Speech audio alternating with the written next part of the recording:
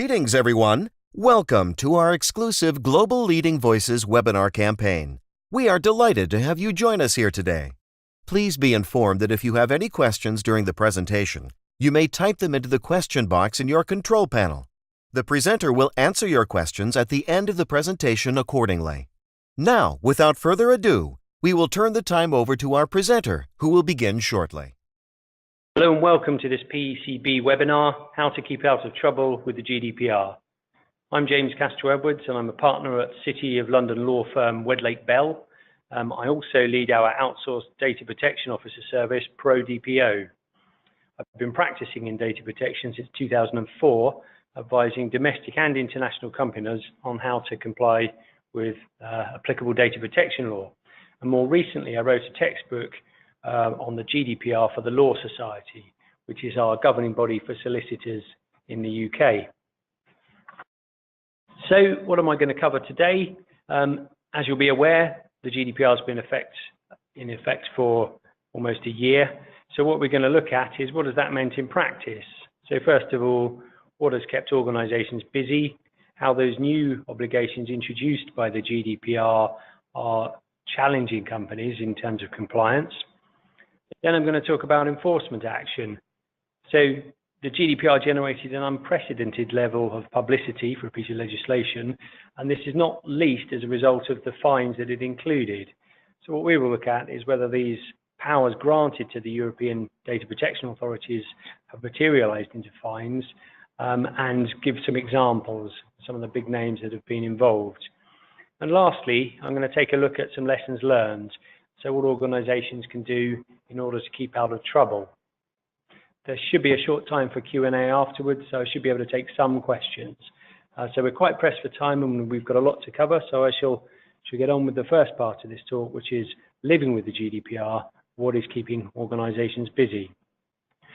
So many of organisations will have rushed to complete their GDPR readiness projects by the 25th of May of last year, but of course, compliance is not a one-off exercise. Compliance with the GDPR is an ongoing responsibility. I've heard it said that a good way of looking at the GDPR is that it means organisations need to be better at data protection. So in this part of the webinar, what we're going to look at is what are organisations having to do in practice in order to comply with the new law. So first and foremost, data subjects requests. So data subjects had a number of rights under the previous legislation, the directive.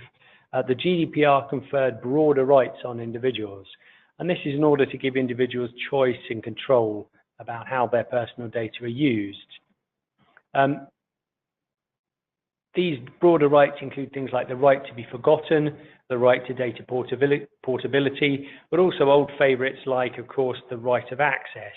But there are changes. So organisations must respond to data subjects requests within a month or 30 days, and usually cannot charge a fee. Because of the enormous publicity generated around the GDPR, a lot of individuals are much more aware of their rights and are very willing to make subject access requests if they feel that their privacy rights are being violated. So as a result of this, organisations face large volume of data subject requests, which they need to deal with promptly in the 30-day period. The obligation falls primarily on controllers, but it also affects processors, depending on what the content of the contract says. Now, very often, a data subject access request will arise in the context of an employment dispute. So a disgruntled employee or ex-employee may say, I want to see all the personal data that you hold about me. Now, in the case of a long-term employee who's been, for example, employed by the company for 5 or 10 years, that's going to be tens of thousands of potential documents, including their personal data. And what the GDPR says is that you need to provide all the information that you hold at the date that you received the request. So if, for example, there are notes or unflattering comments about the data subject making the request, you need to provide that information. And certainly in the UK, if you destroy personal data in order to not comply with a subject access request, that's potentially a criminal offence. The complicating factor is it's not just personal data that identifies the data subject, it needs to relate to the data subject. In other words, it needs to be about that data subject. So if you have tens of thousands of potential documents, there is definitely going to be an element of looking through the documents to see which actually relate to the data subject and which merely identify them.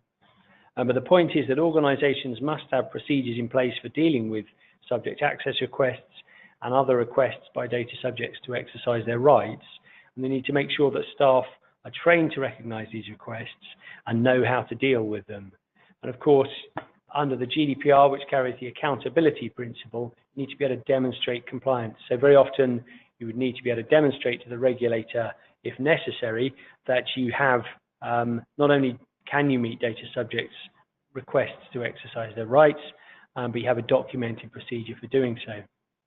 There's a very brief look at data subjects' requests. Another thing that we've seen a lot of evidence of since the GDPR took effect on the 25th of May is data breach reporting. So under the preceding law, the Data Protection Directive and the Data Protection Act 1998 in the UK were quite silent on data breach reporting, though Data Protection Authority guidance, certainly by the ICO, would expect serious breaches to be notified. However, the GDPR stipulates that controllers must report personal data breaches to the Data Protection Authority within 72 hours of becoming aware of the breach. Breaches that are unlikely to result in a risk of harm to data subjects don't need to be notified to the Data Protection Authority, but they need to be recorded on the incident log. So at some point in the future, the Data Protection Authority could say that I want to see your data breach log to make sure that your organization is picking up these incidents and dealing with them properly.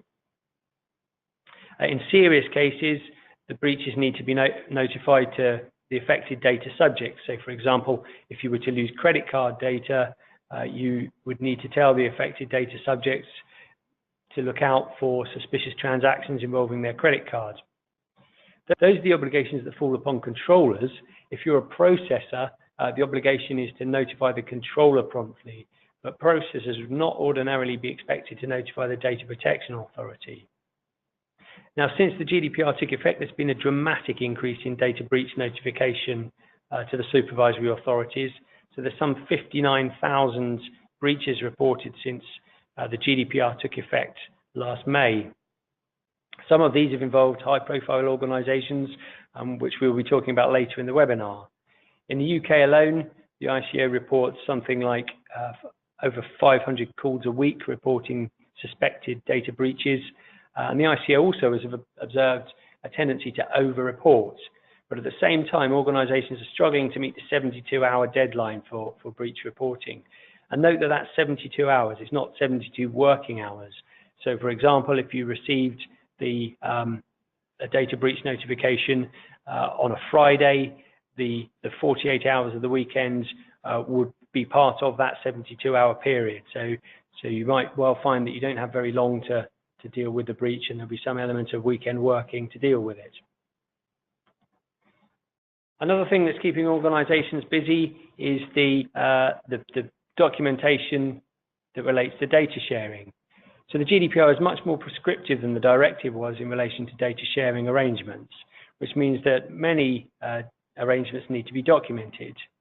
The GDPR applies to both controllers and processors, but the obligations upon each are different. So where controllers appoint processors to carry out processing on their behalf, they need to enter into a contract that incorporates the provisions of Article 28 of the GDPR. And you may well have seen these, the data processing addenda, which you might have received from your service providers or where you provide services to others. And they will say, to comply with the GDPR, please will you sign this document that says that you will do X, Y, and Z to comply. Now, the controller to processing addenda are only part of the story. There are also controller to controller sharing arrangements may require documentation as well if there's a joint controller arrangement. So that way, controllers need to agree between themselves who is going to comply with data subjects' rights. So things like rights of access, who's going to notify breaches, who's going to provide the transparency information. In general, if you're sharing personal data with a third party, you need to consider whether you're a controller or a processor, and you need to make sure that any documentation requirements have been complied with. And if there's a non-compliant disclosure of personal data to a third party, that could well be a personal data breach. And we'll be looking at an example of that later in some of the enforcement actions. Now, these are just high-level points, so this is by no means an exhaustive list, but another thing that's been keeping organizations busy is the data protection impact assessment. So where organizations are going to carry out a processing activity that involves a high risk to data subjects, they need to carry out what's called a data protection impact assessment. This is particularly necessary in the case of things like automated profiling or automated processing that includes profiling, which decisions are based on that produce legal effects to the data subject or similarly significant effects. So, for example, if somebody's declined credit or if they're scored for a job or something like that, if the processing activity will have a significant effect on the data subject, you need to carry out a data protection impact assessment before you go ahead with that. If your organization plans to carry out processing on a large scale of special categories of personal data, so that's what used to be called sensitive personal data under the previous law, and that's things like details about individuals' ethnicity, their mental or physical health, their sexual preference, their religious or philosophical beliefs, and also if you process personal data about people's criminal convictions or offences, you would also need to carry out a data protection impact assessment prior to doing so. And lastly, these are just suggestions that the GDPR says in particular cases where you need to carry out a data protection impact assessment, and that's where you're carrying out systematic monitoring of publicly accessible areas on a large scale. So, for example, large-scale town-wide CCTV or something like that.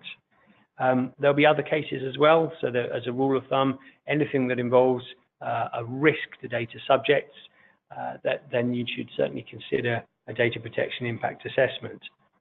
So what does a data protection impact assessment do? It's an assessment that's intended to identify and mitigate the privacy risks.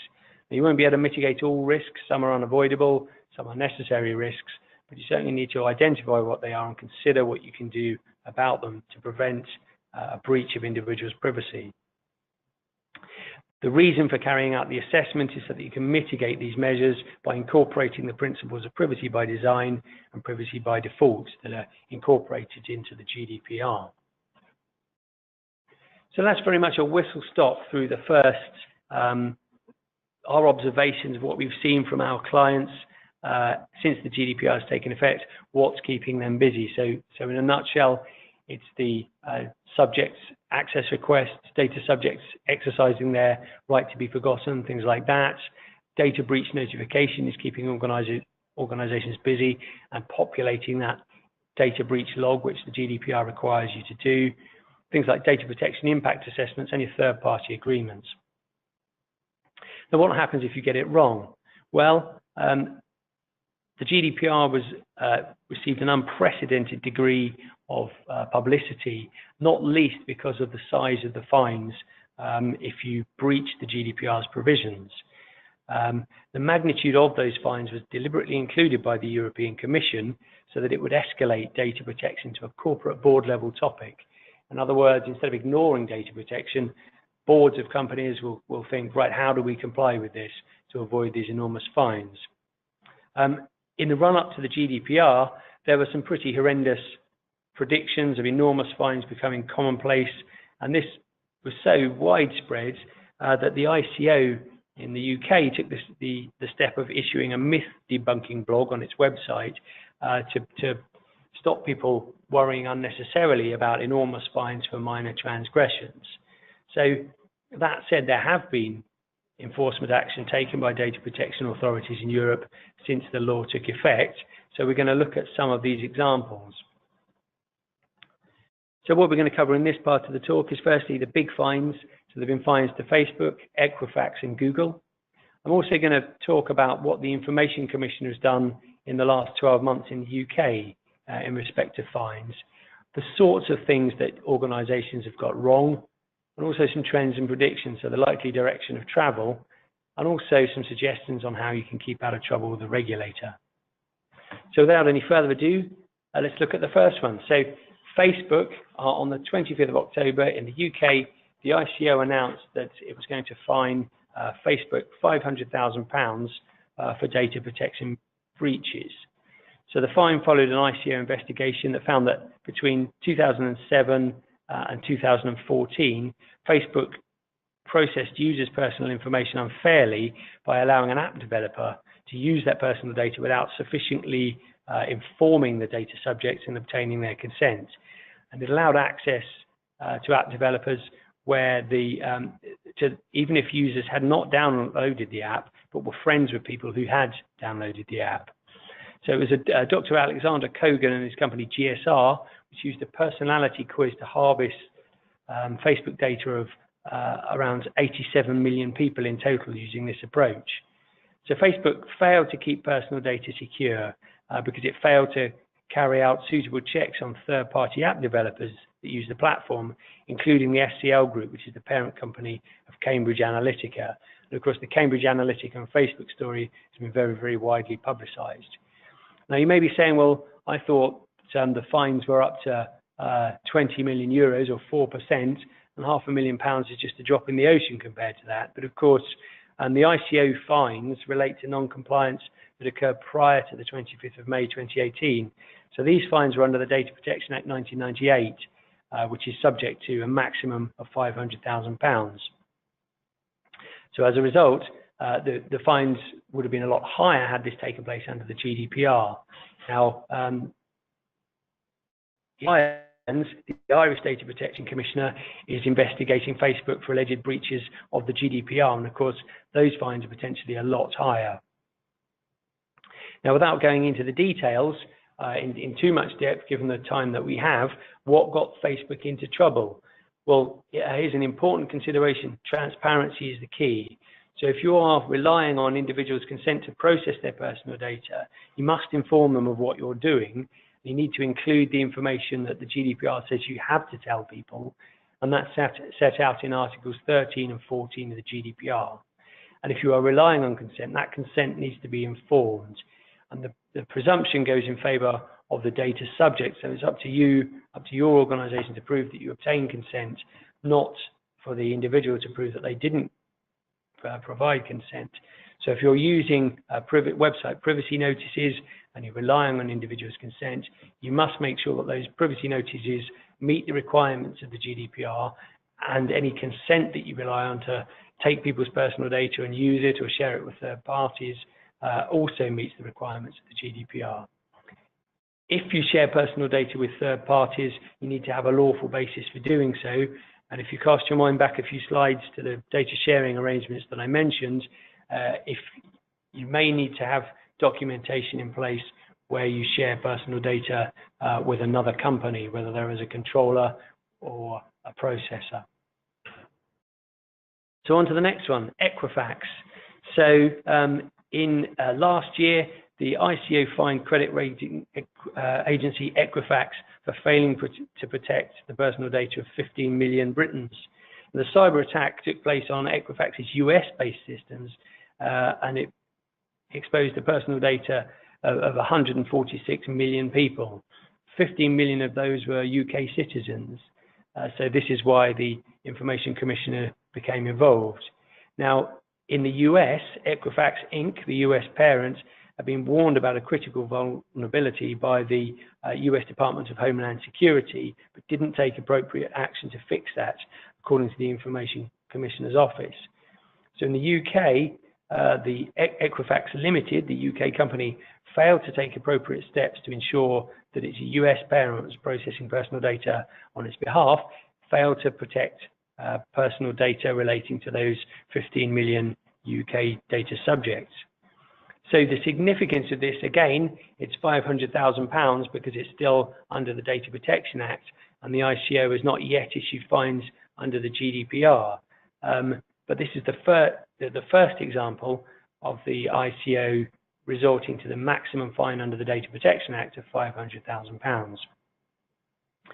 So what can be learned from this, and how can you avoid making the same mistake? Well, security is a critical part of data protection. So you need to make sure that your security measures are up to date. And that's not just technical measures like encryption and the use of passwords and things like that, but also organizational measures. So things like layered access, making sure your employee is appropriately trained, physical storage of documents, physical entry to your building, and things like that. So as we'll see shortly, probably around half of the information enforcement action relates to breaches of technical and organizational security measures. So if these measures aren't up to scratch, then you risk action from the Data Protection Authority. Let's take a look at the next one. Now, this, unlike the two ICO fines, in relation to Google, the French Data Protection Authority has fined Google a record 50 million euros or 44 million sterling for alleged data protection breaches. So what happened here is that the CNIL has said that Google has made it too difficult for users to find essential information that the GDPR requires controllers to disclose. So this is things like retention periods, the purposes of processing. In fact, what was happening is that to find the information that data subjects have a legal right to, they would often have to move through 5 or 6 different documents to ascertain the information. And it was very unclear exactly what was going on, and for a layperson, a non-expert in law or data protection, it was very difficult for them to find out what was being done with their personal data. So the French Data Protection Authority, the CNIL, is given one of the first examples of a fine under the GDPR. So what can you learn from this? Well, again, transparency is the key. The GDPR aims to give individuals choice and control over how their personal data are used. And so a fundamental part of that is that you need to tell people what you're going to do with their personal data. And the GDPR is very specific in terms of what you need to tell them and sets out this information in Articles 13 and 14. And so you need to make sure that your privacy notices include that information, and it needs to be easy for the data subject to follow. If you provide it in a complicated way with a long data protection website privacy notice that's in legal language, that's hard for individuals to follow, and it doesn't really make any sense, and it doesn't tell them how they can exercise their rights, that's not going to meet the requirements of the GDPR, and you could fall foul of the same thing here. So those are the big fines, Facebook, Google, and Equifax. I'm just going to take a quick look now at the enforcement action taken by the Information Commissioner's Office in the UK in 2018. So, as I mentioned, the fines under the ICO have gradually increased, with last year seeing the first examples of the maximum fine under the Data Protection Act of £500,000 issued. Although the power to issue the maximum under the Data Protection Act have been enforced since 2011, they've only recently been used, but what it suggests is a tendency towards increasing fines to make people take this more seriously. Now, what were those fines for? The majority of enforcement action of the fines issued by the ICO have been for weak security or where there's been non-compliant direct marketing. So if you're sending people emails or texts electronically directly to them, and that's not compliant with the Privacy and Electronic Communications regulations, then you risk enforcement action from the Information Commissioner. Now, good data protection governance can prevent most of these problems. So if you review what you have in place, take a look at how you protect your personal data, make sure that you regularly carry out reviews of your security measures and things like penetration testing, and keeping on top of data protection data security, then you are reducing the risk of a breach and reducing the risk of enforcement action from the Data Protection Authority. The other thing to bear in mind is that the ICO issues a wealth of guidance and would say, in the event of a breach, if you hadn't complied with your obligations, why did you not look at the wealth of guidance that we publish? Because it's there. Some of it may be not entirely straightforward to follow, but the point is that the ICO has gone to great lengths to explain what people's responsibilities are, so there's not really any excuse for not knowing what to do. So just looking at these penalties, the penalties for direct marketing amounted to a total of £3 million in fines. So these are under the Privacy and Electronic Communications regulations. The fines for breaches of the Data Protection Act were less in number, but had a greater fine value. And again, these are poor data protection measures in place, so things like a lack of transparency and failing to keep personal data secure. Bear in mind that to date, the ICO enforcement activity has been under the Data Protection Act, which has a maximum fine of £500,000. We have yet to see any enforcement action under the GDPR, and that's simply because of the investigation time to carry out an investigation and bring the action against the data controller that's at fault. But I think we can expect to see enforcement action taken under the GDPR before too long. What I think we're likely to see is a gradual increase in fines, but I would expect we will not see the apocalyptic scenarios envisaged by many commenters who were saying we were going to see enormous fines being commonplace when the GDPR takes effect. So I think we're going to see a general increase in fines, but I don't think these are going to be enormous and widespread. So what are the trends going forward? Well, the GDPR has been in effect for nearly a year, and the regulators, as we've seen, are now starting to use the powers granted under it. So there's been a bit of a lag before this enforcement action has taken place. There is a general tendency towards increasing fines, and also individuals are increasingly aware of their rights and how to complain. So there's a bit of a vicious circle there, if you like. Every time that there's a data incident in the press, people become more aware of it. And if individuals find themselves in a dispute with the controller, whether that's as an employer or a service provider, they're more likely to reach for their rights under the data protection law and try to exercise those rights. It goes without saying that organisations need to make sure that they comply with the new law, or they risk enforcement action from the regulator. And just to make a very quick point here, for anybody wondering what's going to happen in the UK if and when we leave the European Union, given that the General Data Protection Regulation is a piece of EU legislation, both the government and the Information Commissioner's Office have been very clear in saying that we will continue to abide by the GDPR after we exit from the EU. Now, the likelihood is that there'll need to be a UK-specific GDPR, which will do away with the parts that are specific to the European institutions, but in essence, it's going to be very much like the GDPR. So if you have an organisation in the UK, you need to continue to comply with the GDPR, and also after Brexit, you'll need to consider how data transfers from Europe to the UK work. So that's a whistle-stop through what we've seen so far with the data protection, the changes in the data protection rules. I'm just going to briefly talk through a couple of things that will help you keep on top of data protection compliance. Now, one of the new new obligations introduced by the GDPR was that organisations need to maintain a record of processing activities. Now, this record of processing activities, or ROPA, it should include a description of the personal data being processed by organisations and information about that personal data, such as the purposes and so on. Now, typically for an organisation, that's going to cover its employees, its customers, and its suppliers. Now, the thing about the record of processing activities is it does require an element of data mapping. So in order to complete your record of processing activities, you first of all need to understand, well, what personal data is it that we process? So you would look at your employees, and that includes people like ex-employees and people applying for jobs, temporary workers and so on. And your customers, that includes prospects and inquirers, and also your suppliers.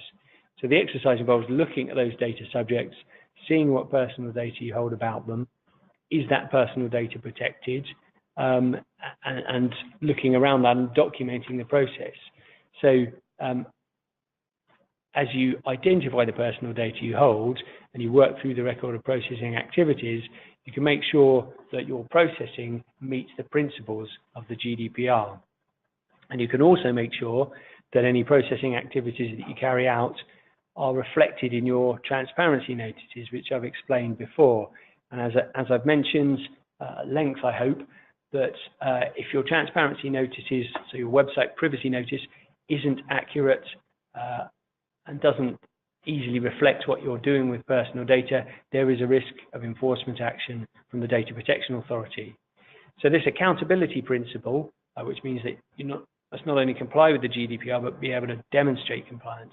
A fundamental part of that is the record of processing activities, because what it says to a Data Protection Authority is that you understand what personal data you hold, and you've established a legal basis for processing it, and you do things like retain it for a set period, and you know what you've got, and you know that you're compliant with that personal data. So the record of processing activities is a very important obligation under the GDPR, and in fact it helps you to make sure that you're compliant, because you can identify the personal data you hold, and you make sure that any processing of that personal data is compliant with the law. The next thing to bear in mind is the data breach log. So I mentioned that the GDPR introduces the mandatory obligation to report personal data breaches. Now, not all personal data breaches need to be notified to the Data Protection Authority, or indeed the data subject.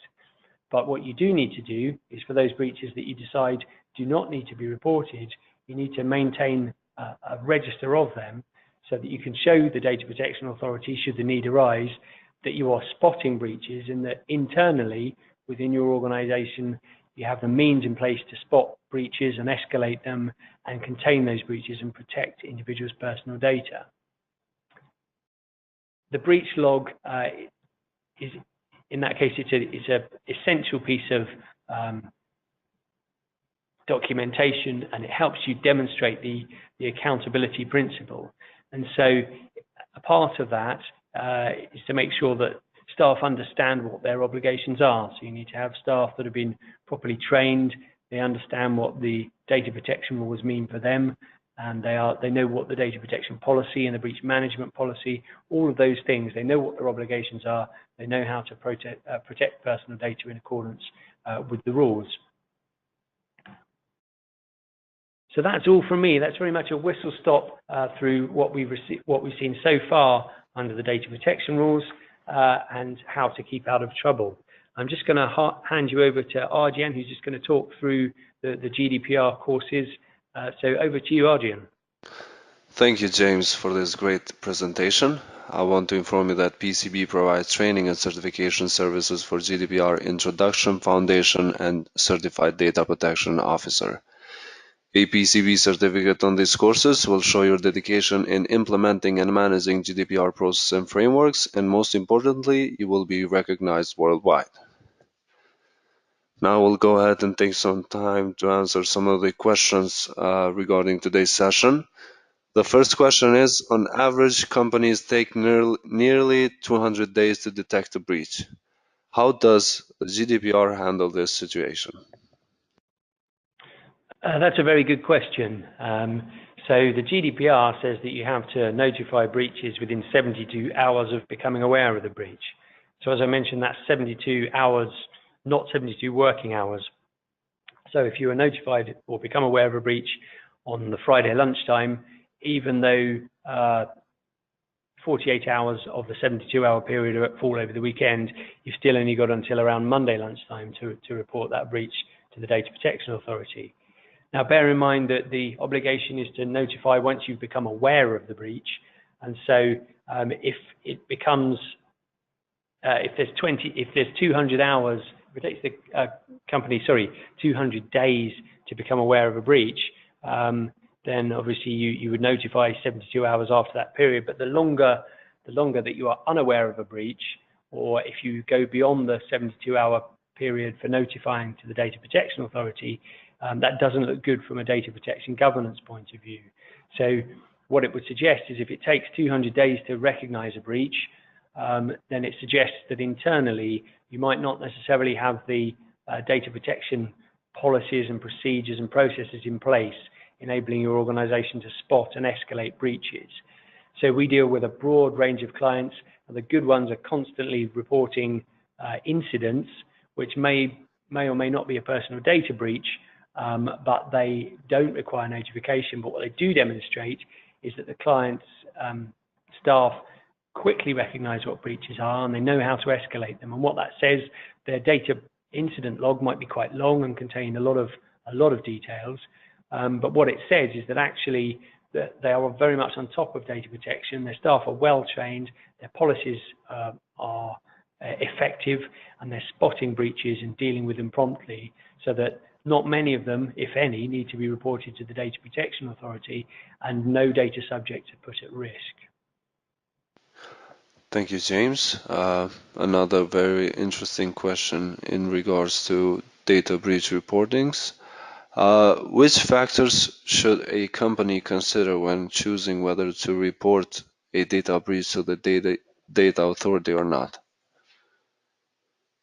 So the GDPR makes that pretty clear, as does the guidance. And it's whether or not, the presumption is that you should notify the Data Protection Authority unless the personal data breach is unlikely to result in a risk to the rights and freedoms of the affected data subjects. So, for example, if you discover that you've lost, or your server or a spreadsheet containing personal data that's fairly innocuous, so for example, a small number of names alone and no other personal data, then it's difficult to see how the data subject is likely to be put at risk. However, if you lose a customer database that contains thousands of customer records and includes payment information and other things like that, I don't think you could say, or it seems very unlikely that you'd say that personal data breach was unlikely to result in a risk to the data subject, and so you'd have to report it. As a rule of thumb, if you're dealing with a large volume of personal data, or the personal data is particularly sensitive, these mean that you would need to report it. And so when we talk about sensitive personal data, that's the term used under the previous legislation. So any of the special categories of personal data that involve things like details about an individual's ethnic origin, their mental or physical health, their sexual orientation, their religious or philosophical beliefs, information like that, or details about a criminal conviction or criminal offence, those sorts of information fall under the special categories, and you would need to notify, the likelihood is that you would need to notify the Data Protection Authority. Also, some information that is not one of the special categories but is inherently sensitive in nature, you would also need to consider notifying. So for example, if you lost your data subject's bank details, credit card numbers, passport numbers, national insurance numbers, things like that, which are not necessarily the special categories of personal data, though in some countries they could be.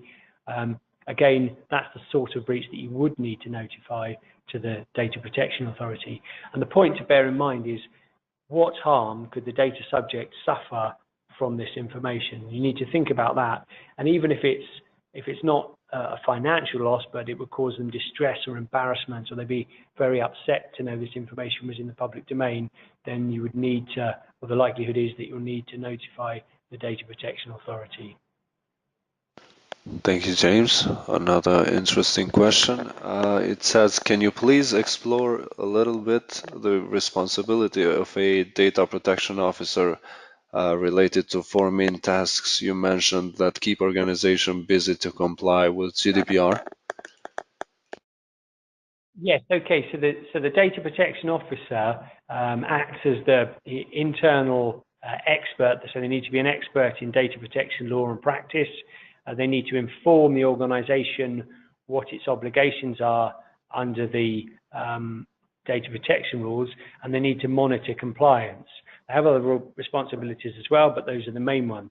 So if we apply these to the 4 things that I mentioned earlier, so first of all, in the context of dealing with data subject requests, you would expect the Data Protection Officer to have an advisory role in dealing with data subject requests. So if your organization receives a request from an ex-employee, a disgruntled ex-employee who says, I want to see a copy of all the personal data you hold about me, the Data Protection Officer will be there to say, well, this is what we do need to include, and this is what we don't need to include from a GDPR compliance perspective. So the Data Protection Officer will advise on what you need to provide. Now, it's not necessarily the Data Protection Officer that's going to be calling through tens of thousands of emails redacting references to other data subjects or saying whether or not this should be included in the response. But certainly you would expect the data protection officer to have some sort of hand in there on and advising on how to comply with subjects' requests. In relation to data breach reporting, the DPO is also going to, given that their expertise is in GDPR compliance, you would expect the data protection officer to be able to advise on what constitutes a risk, what's likely to result in a risk, and what isn't likely to result in a risk, and also give a view on whether they think that the breach should be notified to the data protection authority. And remember, much as it would be your organization might want the DPO to say, actually, I think this breach shouldn't be reported, the DPO must be able to exercise their function impartially, so you can't tell them how to do their job. So if the data protection officer says we need to report the breach, then you can't try to make them change their advice. In terms of data protection impact assessments, the GDPR specifically says that you would expect the DPO to be involved in data protection impact assessments because, again, the DPO is going to have a handle on what constitutes a privacy risk to individuals. So this should be an area of expertise that the data protection officer has. Now, on the subject of data protection officers, obviously there's an awful lot of organizations that fall under the ambit of Article 37 of the GDPR, which sets out those organizations that must appoint a DPO. And there's lots of organizations that have realized that given the expanded responsibilities under the GDPR, they want to voluntarily appoint a DPO. But as a result, there's a reduction, or there's a squeeze in demand for appropriately qualified data protection officers. So this is certainly something you can train your internal people, or you can consider outsourcing the role to an external provider of DPO services. Okay, thank you, James. Now let's turn our attention a little to the small businesses. Has GDPR compliance actually affected small businesses, and what kind of fines are being enforced to them?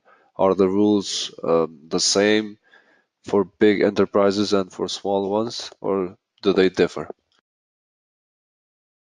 Well, the obligation to comply with the GDPR applies to organizations that are large and small. And of course, it's a mistake to think that just because an organization is small, they're not a privacy risk. So for example, you could have an analytics company that might only employ 10 people, but it does very complicated, sophisticated things like profiling individuals. It might hoover up the data of tens of thousands, if not millions, of data subjects and do things with those. So first of all, it's not true to say that a small business doesn't present a privacy risk. So if it's an organization that's doing controversial things with personal data, it's every bit as subject to the GDPR as a large organization. So if you think about it, a large organization that, say, makes engines for ships, that's not likely to be doing anything particularly controversial with personal data, even though it might employ 5,000 people. And so in that case, you might say, well, actually, the large organization presents a smaller privacy risk than the 10-person analytics company. So the GDPR applies equally. Now, as you know, the fines under the GDPR are tied to the turnover of an organization. So obviously, if an organization is smaller and hence has a smaller turnover, the likelihood is the maximum fine will be smaller. And so it seems likely that the larger fines would be reserved for the larger organizations. There are some minor parts within the GDPR where you don't, where the obligations don't apply to smaller companies, but again, these are subject to exceptions. So for example, the record of processing activities that Article 30 says that you need to maintain in respect of your processing activities, and I talked about this earlier. There's an exemption for organizations that that employ less than 250 members of staff, provided that the processing isn't particularly high risk. I'm paraphrasing what the exact obligations are, but if you're a small organization, you might not need to carry out the record of processing activities. But essentially, the point to be aware of is the GDPR will apply to both large and small organizations. Thank you, James. Now, because of the time limitations, we will only answer one more question. The last question is, what are the means put in place by the GDPR authorities to verify the compliance of companies with this regulation? Right, so there's lots of things that could include, and this is the accountability principle. And so the way to address this is think if, heaven forbid, tomorrow morning the information or the Data Protection Authority knocks on the door and says, what are you doing to comply with the GDPR? You want to be able to show them steps that you've taken. So things that will point towards that is maintaining the policies and procedures, a data protection policy, trained staff, so staff that have received data protection training where their job function includes processing personal data. You would expect them to be able to say in an interview what the data protection policy requires of them, and they would understand it, and that would be an effective policy. The organisation would also need to be able to demonstrate things like that it's provided the transparency information. So it might have a website privacy notice pointing to the outside world, but it might have an internal or an intranet privacy notice to its staff saying how the organisation processes their personal data. It would have things like a data breach response plan. It would have a detailed data incident log. Hopefully there won't be many things on there, but if you do have data breaches that are near misses that didn't require to be reported or didn't need to be reported to the Data Protection Authority, that would help demonstrate that you've got adequate procedures internally. So essentially it's the documentation. You might have a management function that reports to the board that you could say, well, our financial director bears ultimate responsibility to comply with the data protection rules. We have a data protection manager and we have an outsourced data protection officer, things like that.